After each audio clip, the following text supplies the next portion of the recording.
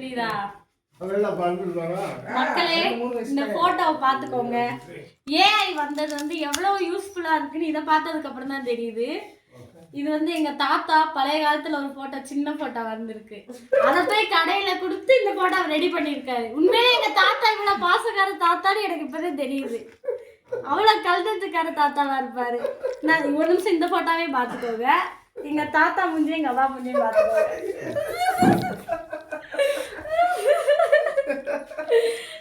சரி வா, இந்த போட்டோவை பத்தி இப்ப சொல்றேன். இந்த போட்டோவோட வரலாறு வந்து ரோட்ல, அதாவது முதல்ல வந்து அம்மி கொத்தவா கல் கொத்தவான்னு வருவாங்க.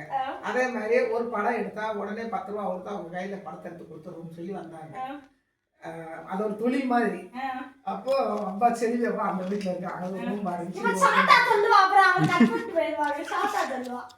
அப்ப உடனே இந்த படத்தை எடுக்கணும்னு சொல்லி 10 ரூபாய் கொடுக்கவும் படம் எடுத்து கையில கொடுத்துட்டு போயிட்டாங்க. நாங்க பிரேம் பண்ணி வச்சிருந்தோம். இப்ப கண்ணாடி உடனே தாத்தா போய் போட்டு கொடுத்துட்டாங்க. இதே மாதிரி இருந்தீங்களா ரெண்டு பேரும்? இதே மாதிரி இருந்தோம். உண்மையிலே இதே மாதிரி இருந்தோம். சந்தோஷமா இருக்கா? தாத்தா உனக்காக இந்த பிரேம போட்டு கொடுத்துருக்காரு. நீ தாத்தாக்கு என்ன சொல்ல விரும்புற?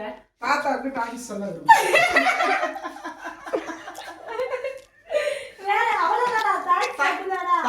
எல்லா பணிவிடையும் நான் தானே செய்வேன். தாத்தாவுக்கு என்ன செய்யணுமோ அது போல நான் தானே செய்வேன். உடனே வேற சமையல் வேணும்னாரு, உடனே வேற குழம்பு வேணும்னுவாரு. எனக்கு இது பிடிக்காது அது வேணும், அதெல்லாம் செஞ்சு தந்து தானே இருக்கேன்.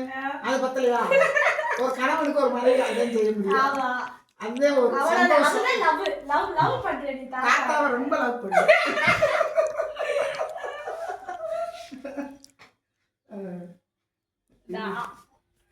சூப்பர்.